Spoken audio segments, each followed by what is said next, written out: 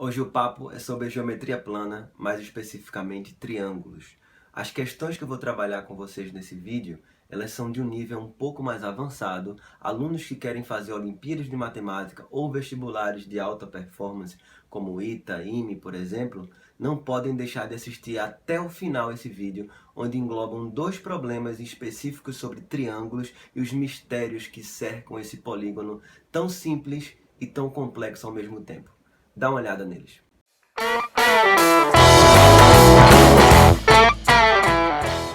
Então a primeira questão ela é sobre semelhança de triângulos e eu vou apresentar duas soluções para ela. Vamos lá.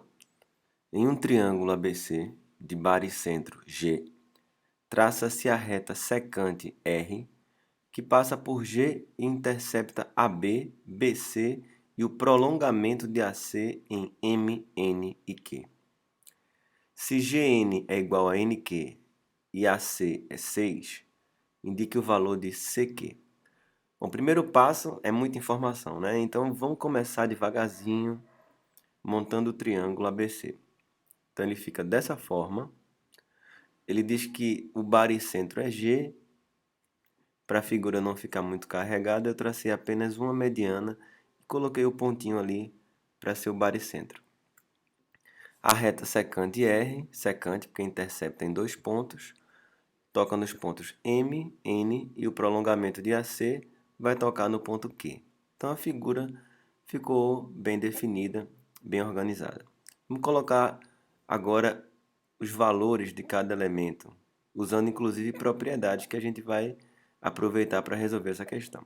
Olha só, eu coloquei 3 e 3, AP e PC, já que valia 6 segundo o problema, então o segmento BP, que é uma mediana, divide o lado ao meio. Ok. O ponto G, que é o baricentro, também divide a mediana BP em dois segmentos na razão de 2 para 1, como a gente conhece, uma propriedade bastante conhecida do baricentro. Outra coisa, Gn igual a Nq, eu chamei de Z e Z, e o pedacinho que ele quer descobrir é o X, que eu coloquei até em vermelho ali, que é o segmento CQ. Ok. A primeira solução que eu vou apresentar para esse problema é usando o teorema de Menelaus. O teorema de Menelaus é um problema para tratar sobre colinearidade de pontos, né, para saber se os pontos estão na mesma reta.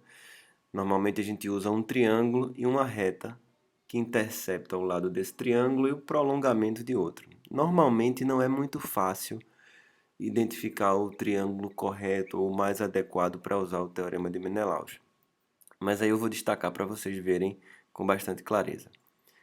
Eu usei esse triângulo GPQ, está destacado em laranja, e a reta verde, que passa pelos pontos B, N e C.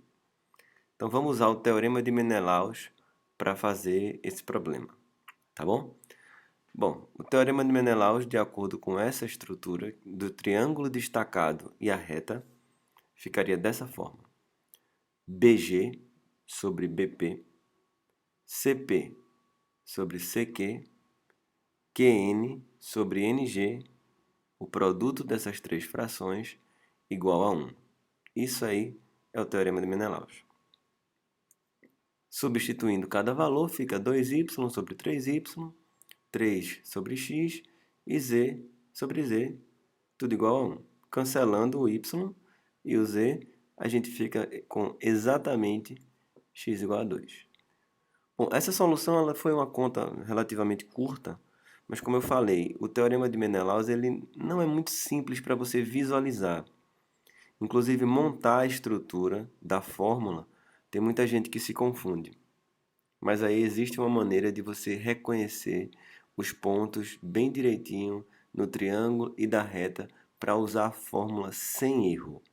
Existe um vídeo para isso também aqui no nosso canal, só sobre o teorema de Menelaus, onde você pode usar essa fórmula sem se confundir nunca mais.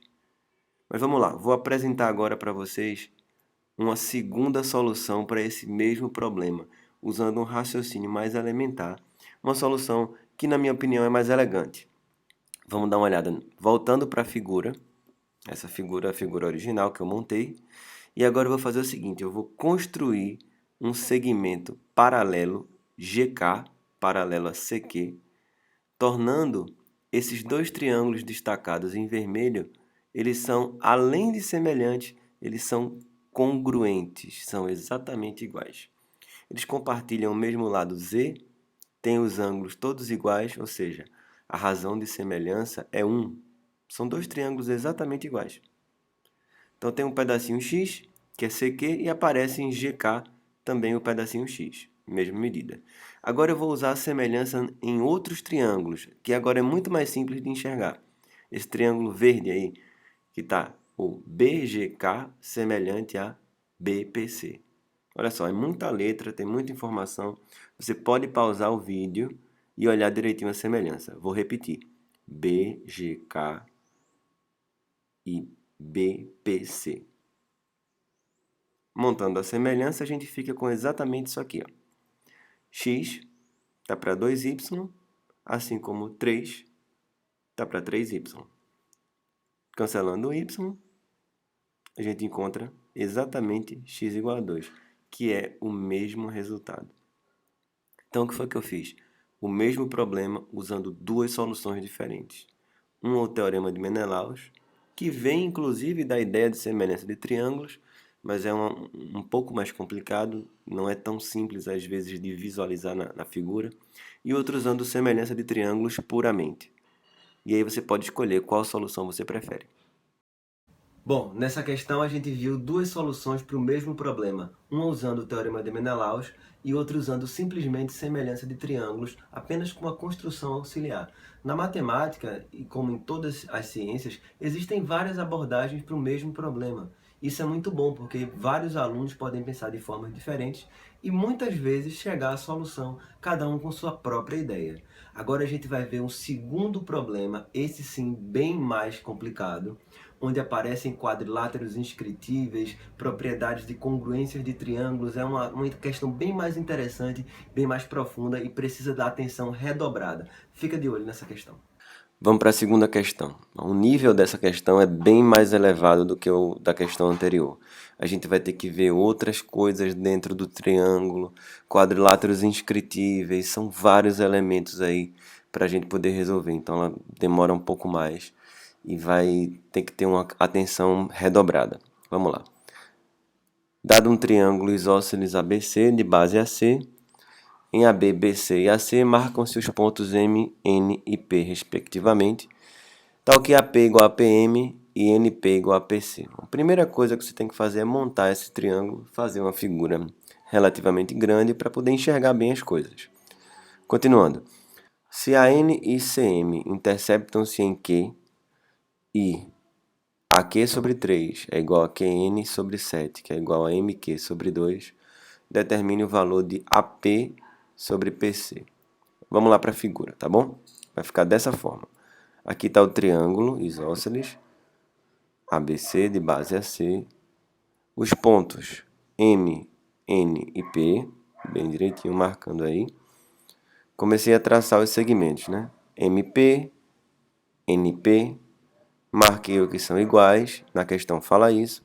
E como são triângulos isósceles, eles acarretam ângulos da base iguais também, né? Tracei também os segmentos AN e CM, se interceptando em Q, como dizia na questão. E vou começar a colocar alguns ângulos.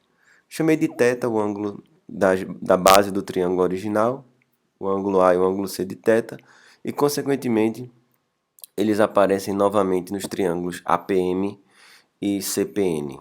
Já que os segmentos AP e PM são iguais, temos um triângulo isósceles aqui do lado esquerdo, outro triângulo do lado direito isósceles também. Agora eu vou começar a colocar algumas coisinhas aí. Como ele deu a proporção AQ sobre 3, QN sobre 7 e MQ sobre 2, uma proporção é uma igualdade de frações, né? Então, se isso é constante, eu posso sem problemas chamar AQ de 3K, QN de 7K e MQ de 2K. Foi o que eu fiz.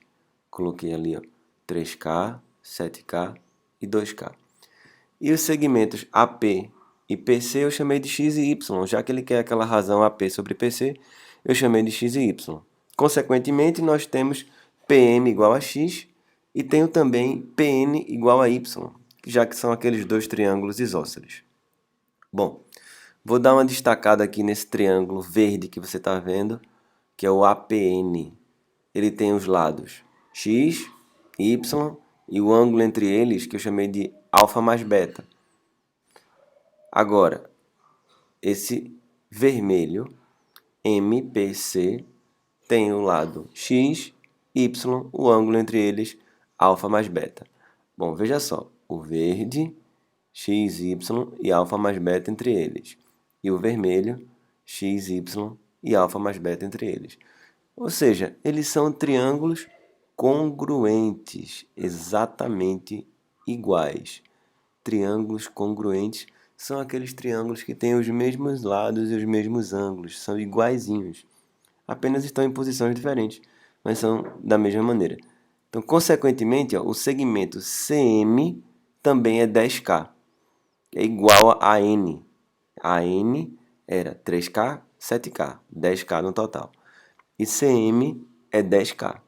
Consequentemente, QC, que é o restinho, é o pedacinho que estava faltando, vale 8K. Até aí, acredito que tudo bem, né? Como eu falei, é mais complicada, tem muitas figuras, são muitos triângulos ali dentro para a gente poder analisar e enxergar propriedades. Vamos continuar. Destaquei aí esse quadrilátero QPCN, destaquei em amarelo, dá para ver direitinho. Nesse quadrilátero a gente tem o ângulo A, que eu chamei de A ali embaixo, e tem o ângulo A de novo ali em cima, no vértice N e o outro é no vértice C. Esses dois ângulos são iguais, por causa daqueles triângulos que eu destaquei anteriormente, que são de lado x, y e o ângulo alfa mais beta entre eles. Aqueles triângulos congruentes, eles compartilham esse mesmo ângulo A. Então, nesse triângulo que tem o ângulo A e o outro triângulo que também tem um ângulo A, eu posso olhar no quadrilátero amarelo. Esse quadrilátero amarelo tem dois ângulos iguais, que são QNP e QCP. São dois ângulos que enxergam o mesmo arco, ou seja, ele é inscritível. Os quadriláteros inscritíveis são quadriláteros que aparecem às vezes de maneira até mágica, né? É uma coisa impressionante como esses quadriláteros estão presentes em problemas de alto nível.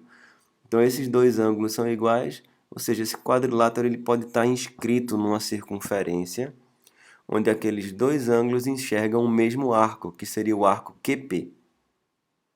Bom, já que o quadrilátero é inscritível, então eu posso sem problemas concluir que o ângulo PQC também é θ, como eu fiz aparecer aí.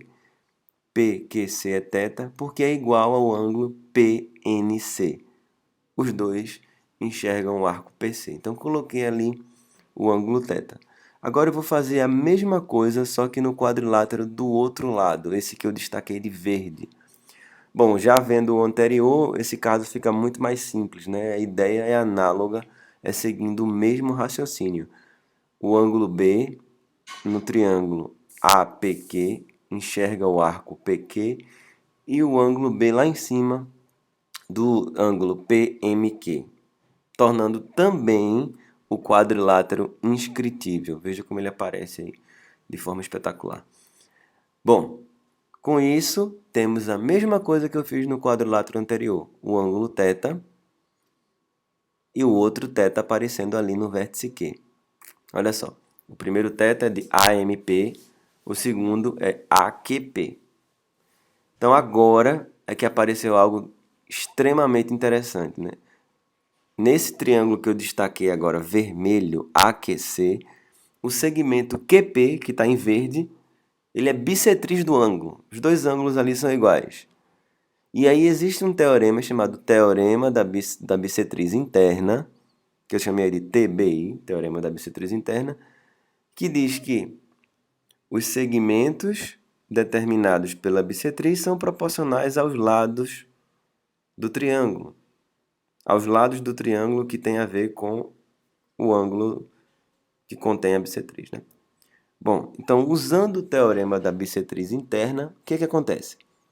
AP sobre PC é exatamente AQ, que é 3K, sobre QC, que é 8K.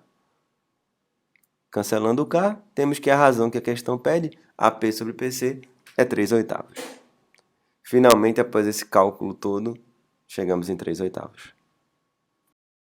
Bom, espero que vocês tenham gostado desse segundo problema, também do primeiro, e aí possam, com essas resoluções, quem sabe desenvolver um carinho maior por geometria e uma vontade também maior de se aprofundar nesse assunto tão interessante e que deixa às vezes a gente muito intrigado com suas complexidades. Bons estudos e até a próxima.